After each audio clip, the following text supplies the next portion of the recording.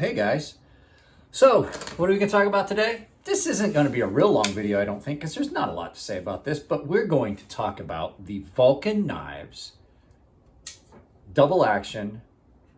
This is the Amsterdam, designed by Matt Diskin. So, yeah, without a lot of further ado, let's go ahead and turn down the volume, because here comes a little bit of music.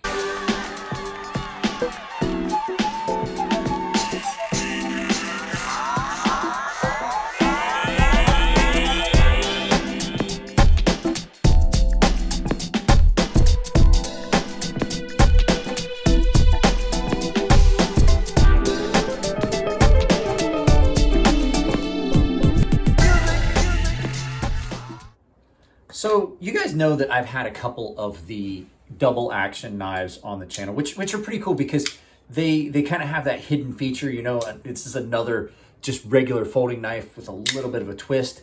But what this is a Matt Diskin design. Now there's two different types of these Volcan double actions. This is not the one I would have chosen, but hey, this is not my knife. This is Matthew's knife.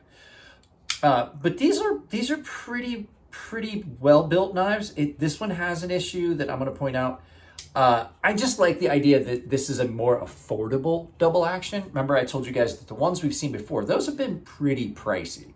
So what this one is, this is a little bit more affordable version of this. I saw these knives on Blade HQ for $99. Now, you can get this exact knife at PVK right now for $199. And I would imagine that that's just because limited availability, because these are discontinued models. There were two of these, but this one is the one that Matthew got. And it's got a serious grind issue I'm going to point out, but you know, we'll talk about that when we get to it. So yeah, let's go ahead and we'll take a quick look at this.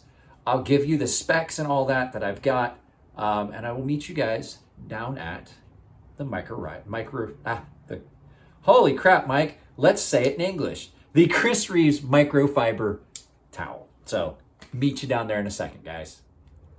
All right, guys, let's take a quick look at this. So this is not an unattractive knife. It's not a bad knife at all. It's got really good action.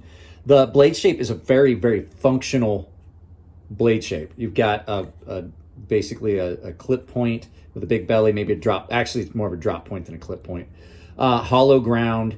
It's a frame lock, or I'm sorry, a liner lock, as opposed to some of the others that we've seen that have been a little bit different. They've been, you know, a lot more elaborate design. You can, you know, they're still liner locks, but they're a lot more elaborate. This just looks like a bare bones folder. Now, this is a good shape, nice design for good outdoor use, things like that. The handle is really comfortable. Pocket clip's not too bad. And then it has this little thing right here. So, like I said, these double actions, and I'm gonna try not to talk too loud because I do know I'm right in front of the camera, or behind it, I should say. These double actions are pretty cool because you have that function that you can just operate it normally and in hand, but when you fire it off, this has a really strong spring in it. It fires really well. Now, I'm gonna go ahead and we'll get through some specs here. So this is the Volcan Amsterdam, made by Volcan Knives, designed by Matt Diskin. It is a double action or dual action with overall length of 7.4 inches, a blade length of 3.4 inches, with blade thickness of 0.13, which is not, I mean, it's just about, that's about a perfect thickness. I've gotten to where I like some of these thinner knives. I do like my bigger, thicker, bulkier knives. As you can see, just like you'd expect, Torx pivot, Torx hardware on this. Pocket clip is a deep carry-esque pocket clip, but it's not real far down. You do have a lanyard hole, and it's got a pretty comfortable shape to it. The blade shape on it, like I said, it's pretty functional. It's got a pretty good hollow grind. It comes down to a rather blunt tip. I think it's just an aesthetics thing for me that it's so swept up and kind of like fat at the tip. Somebody's gonna make a joke. I think that kind of is what I find the least appealing of it, but it's got a nice harpoon shape, nice swedge here in the back. The blade finish is really good. And as you can see, it's a hollow ground. They have it listed as a clip point in AUS 8. And there's the Volcan logo. The Volcan logo. I'm not sure if that's Diskin's logo. I don't know what logo we've got here. But anyway, it's an AUS 8. And the country of origin on this is China. Now, action on it is really good. This has a really good action. That spring, you can really feel it when you close that. Now, this one has got something that I think is just kind of useless. You've got this safety feature, which it does not lock the knife completely. The only thing it does is prevent you from firing the double action.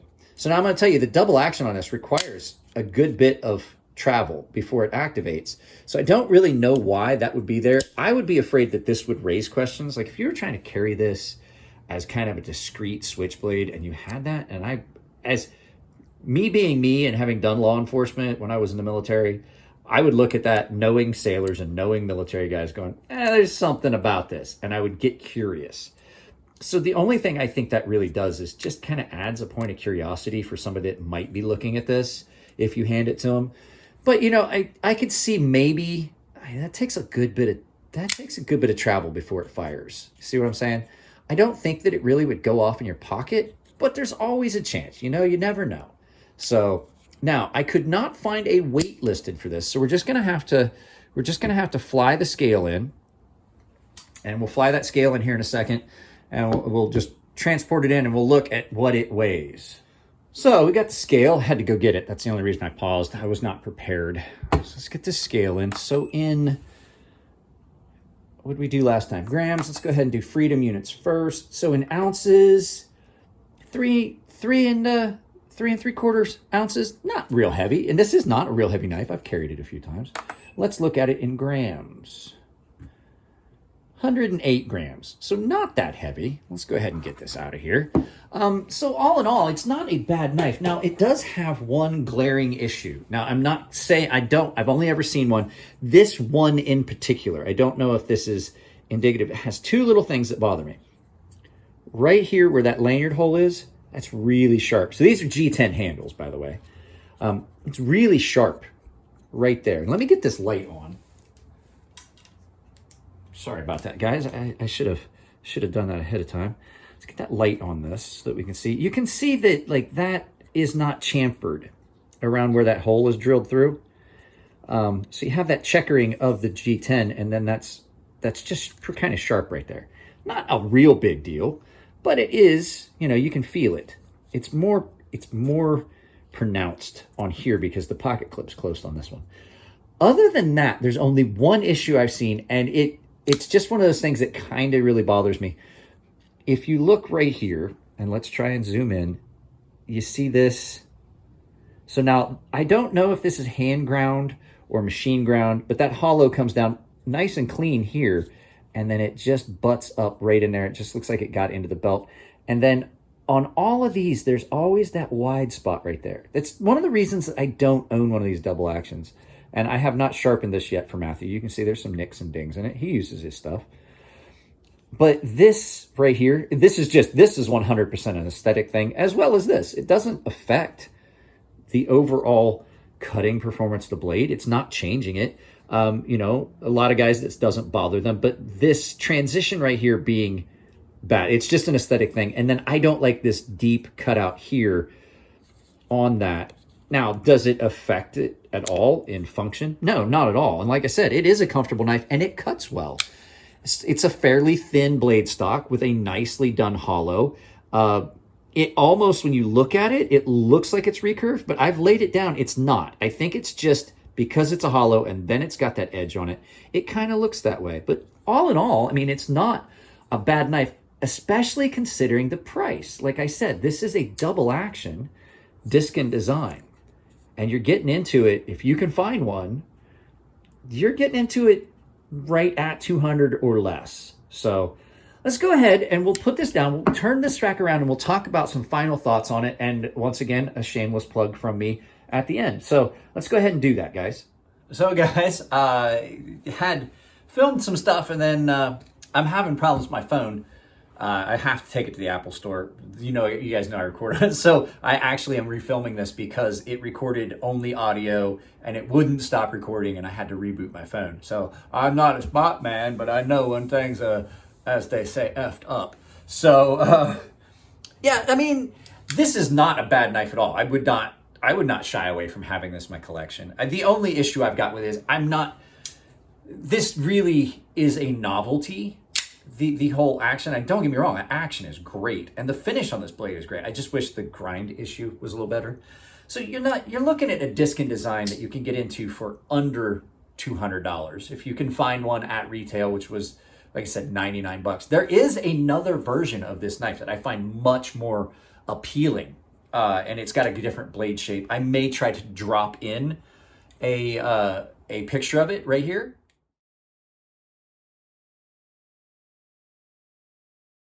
And so, yeah, that one is a lot more attractive to me than this one is. But like I said, this is not a bad knife. Like I said, action on this is, like I said, I mean, action on it's nice and smooth. There's no grit, there's no grime. It does cut well. And AUS 8's not a bad steel for a budget steel. Cold Steel used it for a lot of years. If it's heat treated well, like I said, I have not sharpened this, but it feels like it's been holding an edge pretty well because this is Matt's knife and I've had this for well over a month. So it's cut a bunch of stuff here and I've used it and I've carried it. And I said, even with that pocket clip being more of that shape that I'm not such a fan of, it's not bad. And it's just about the right, I got my centros in my pocket. It's just about the right tension for pretty much any pants. I'm wearing track pants right now. It's in the evening. I just realized I did not do a size comparison. Let's do a quick size comparison to a Sebenza 21.